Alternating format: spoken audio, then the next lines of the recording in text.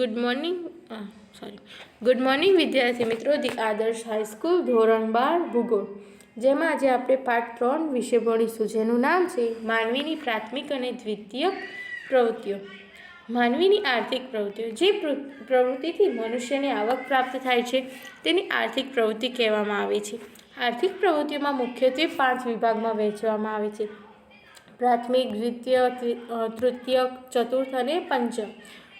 પ્રાથમિક પ્રવૃત્તિઓ પ્રત્યક્ષ રીતે પર્યાવરણ ઉપર નિર્ભર છે, કારણ કે તે ભૌતિક સંસાધન જેવા કે ભૂમિ, જળ, વનસ્પતિ, બાંધકામ, નિર્માણની સામગ્રી અને ખનિજોના ઉપયોગથી થાય છે.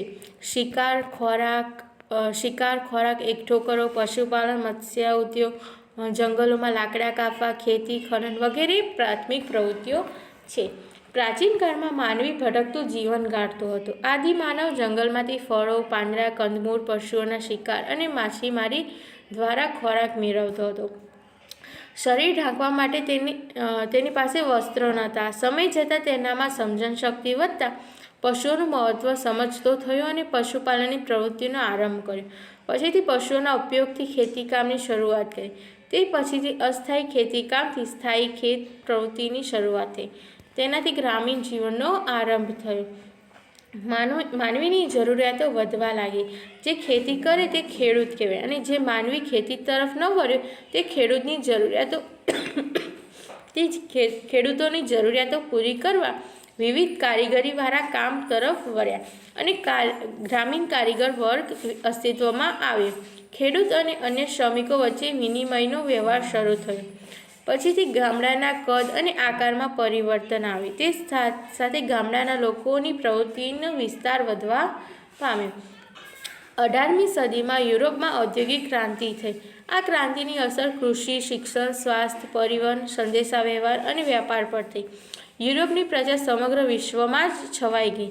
બીજા ભૂમિખંડોમાં કુદરતી સંસાધનોનો લાભ યુરોપને મળ્યો, જેથી વિકાસશીલ યુરોપ ખંડ વધુ વિકસિત બની ગયો. આ જ સમયગાળામાં સંસ્થાનવાદી શોષણને કારણે એશિયા તથા આફ્રિકાના દેશો અલ્પ વિકસિત સ્થિતિમાં મુકાયા. 2 વિશ્વયુદ્ધો પછીથી વૈશ્વિક પર્યાવરણ પર વિપરીત અસર થવાને કારણે માનવીએ પોતાના વિકાસ માટે વિચારવાનું શરૂ કર્યું. ટૂંક સમયમાં જ માહિતી તંત્રનો વિકાસ થયો. 1980ના દશકમાં પશ્ચિમ યુરોપીય દેશોમાં જ્ઞાનનું નિષ્પાદન અને પ્રસારણ અગત્યનો વ્યવસાય બની ગયો, જેના પરિણામે 20મી સદીમાં માહિતી ક્રાંતિ થઈ અને દૂરસંચાર પ્રૌદ્યોગિકીના પરિણામે સમગ્ર માનવજાતના વિકાસના દ્વાર ખુલી ગયા.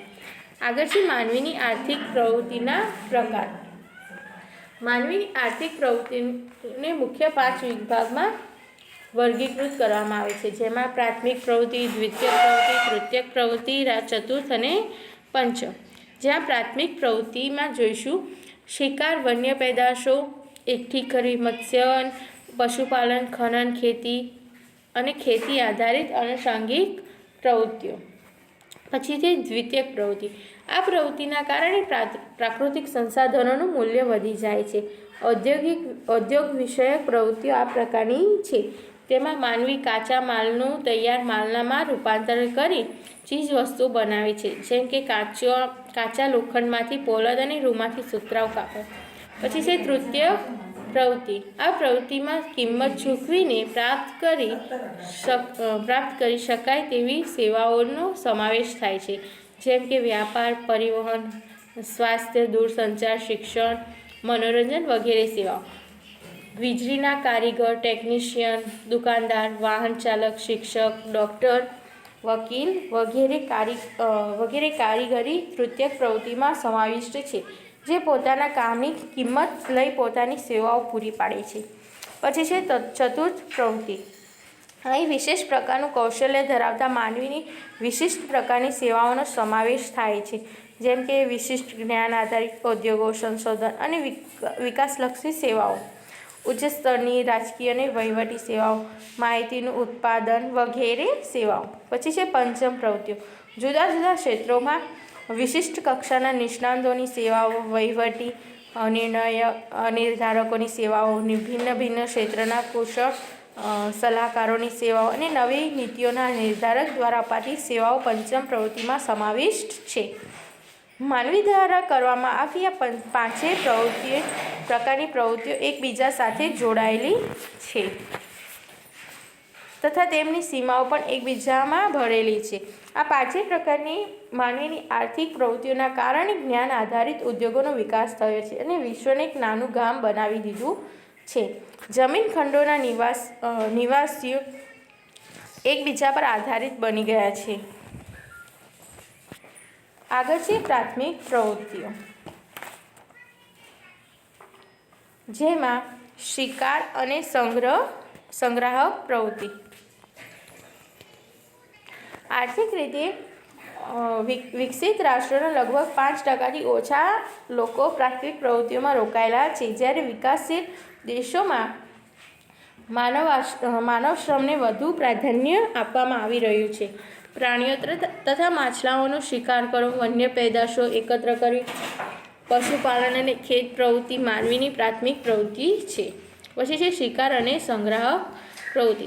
આદિયુગમાં પૃથ્વી પરના બધા જ માનવો શિકારી અને સંગ્રાહક તરીકે જીવતા હતા. આ પ્રકારની અર્થવ્યવસ્થામાં લોકો ભોજન મેળવવાની શોધમાં અને એક સ્થાનેથી બીજા સ્થાને ભટકતું જીવન ગાળતા હતા. નાના સમૂહમાં રહેતા હતા. તેમની પાસે કોઈ જ સંપત્તિ ન હતી. પથ્થરમાંથી બનાવેલા સાધનોથી શિકાર કરતા, વલ્કના વસ્ત્રો પહેરતા અને જંગલમાંથી મળતી સ્થાનિક સામગ્રીમાંથી પોતાનું રહેઠાણ બનાવતા હતા. અને સમુદ્ર કિનારે રહેતા લોકો સમુદ્રમાંથી મળતી માછલીઓ અને બીજા જીવોથી પોતાનું ભરણ પોષણ કરતા હતા. ઉષ્ણકટિબંધના નિવાસીઓ શિકાર અને જંગલ પેદાશો એકઠી કરવાની પ્રવૃત્તિ કરતા. આ લોકો પ્રાકૃતિક પરિસ્થિતિમાં જીવન જીવતા હતા. પર્યાવરણમાં કશું જ પરિવર્તન કર્યા વિના શ્વાસરહિત અવસ્થામાં જીવન વ્યતીત કરતા હતા. વર્તમાનમાં આ લોકો ઓસ્ટ્રેલિયા, આફ્રિકા, ઉત્તર અમેરિકા, દક્ષિણ અમેરિકાના મર્યાદિત ભાગોમાં જોવા મળે છે. ઓસ્ટ્રેલિયાના બ્લેક ફ્લેઝો, આફ્રિકા ખંડના પિગ્મી તથા બુશમેન, અલાસ્કાના એસ્કિમો, યુરોપ ખંડના લેપવોક લોકો, અમેરિકા ખંડના રેડ ઇન્ડિયન્સ, દક્ષિણ ભારતના પાલિયાન તથા મલેશિયાના સેમાંગ લોકો પ્રાથમિક પ્રવૃત્તિઓ કરે છે. પછી છે પશુપાલન. પ્રાથમિક પ્રવૃત્તિઓમાં પશુપાલનનું કાર્ય મહત્વનું રહ્યું. આજે પણ ઘાસના મેદાનોમાં વસતા લોકો ગાય, ભેંસ, બળદ,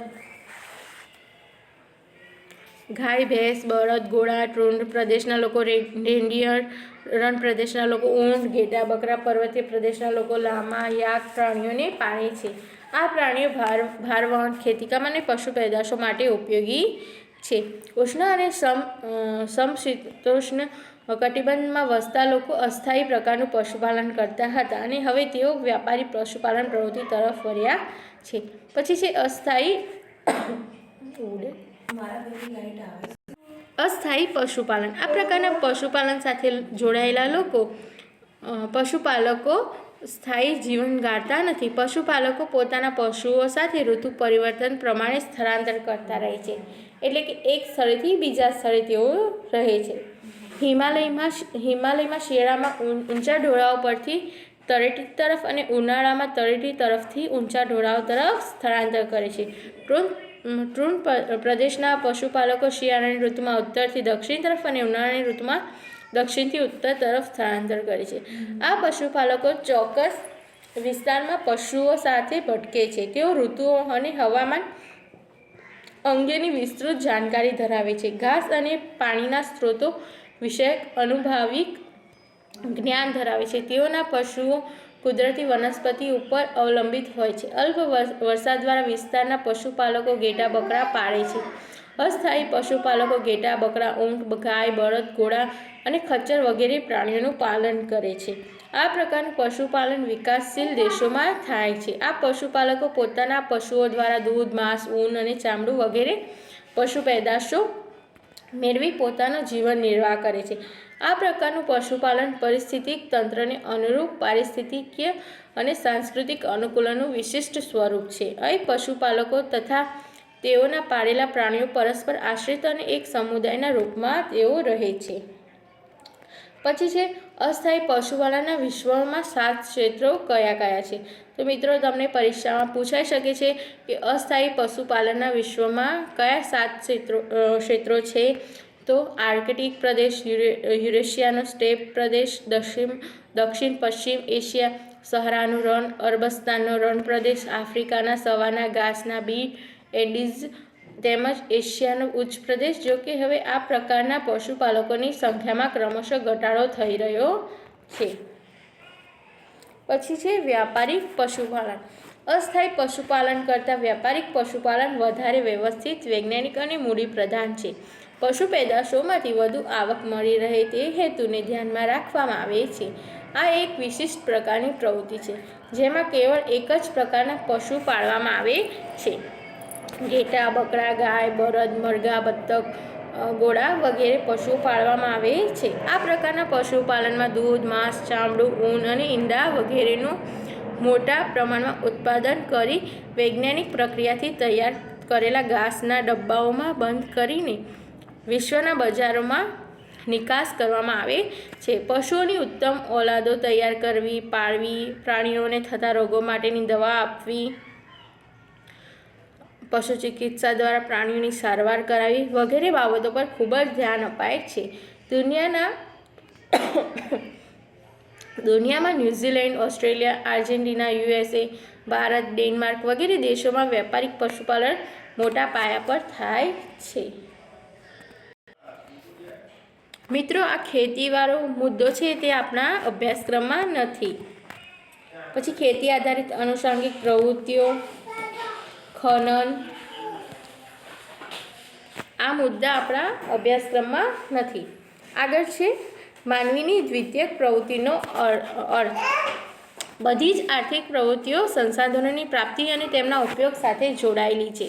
બધા જ પ્રકારના સંસાધનો માનવ જીવન માટે ખૂબ જ મહત્ત્વના છે. દ્વિતીયક પ્રવૃત્તિના કારણે પ્રાકૃતિક સંસાધનોનું મૂલ્ય ખૂબ જ વધી જાય છે. કાચા માલનું તૈયાર માલમાં રૂપાંતર કરવા તે કિંમતી બની જાય છે. કપાસની કિંમત કરતાં તેમાંથી બનાવેલા તારની કિંમત વધી જાય છે. તે તારનો ઉપયોગ કપડાં બનાવવા માટે થાય છે. ટૂંકમાં કાચા માલને ઊંચી મૂલ્યવાન ચીજવસ્તુઓમાં રૂપાંતરિત થાય તેવી ઉત્પાદન પ્રવૃત્તિને ઔદ્યોગિક ઉત્પાદન પ્રવૃત્તિ કહેવામાં આવે છે. જ્યાં પ્રાથમિક ક્ષેત્રના ઉત્પાદનોનો ઉપયોગ થાય તેવી પ્રવૃત્તિઓ દ્વિતીયક પ્રવૃત્તિ કહે છે. ભૂગોળવેત્તાઓ ઉદ્યોગ શબ્દનો અર્થ એ પ્રવૃત્તિનું વર્ણન કરવા માટે કરે છે જે ખેતી, જંગલ, મત્સ્ય, ખનન પ્રવૃત્તિ દ્વારા પ્રાપ્ત પ્રાથમિક ઉત્પાદનોની પ્રક્રિયા અને નવી ચીજવસ્તુના નિર્માણ સાથે જોડાયેલી છે. પ્રાથમિક પ્રવૃત્તિથી અલગ કરવા માટે ઉદ્યોગોને દ્વિતીયક પ્રવૃત્તિ કહે છે. ઔદ્યોગિક ક્રાંતિને કારણે ગતિશીલ જળ, ખનિજ કોલસો અને ખનિજ તેલ વગેરે શક્તિના સંસાધનોના ઉપયોગથી પ્રાથમિક પ્રવૃત્તિના ક્ષેત્રોમાં ખૂબ જ ફેરફારો થયા. તેનાથી ઔદ્યોગિક ઉત્પાદન પ્રવૃત્તિને મદદ મળી. અહીં આર્થિક પ્રવૃત્તિને કારણે પ્રાપ્ત કાચા માલને તૈયાર માલમાં ફેરવવાની પ્રવૃત્તિ થઈ, તેથી તે દ્વિતીયક પ્રવૃત્તિ કહેવાય.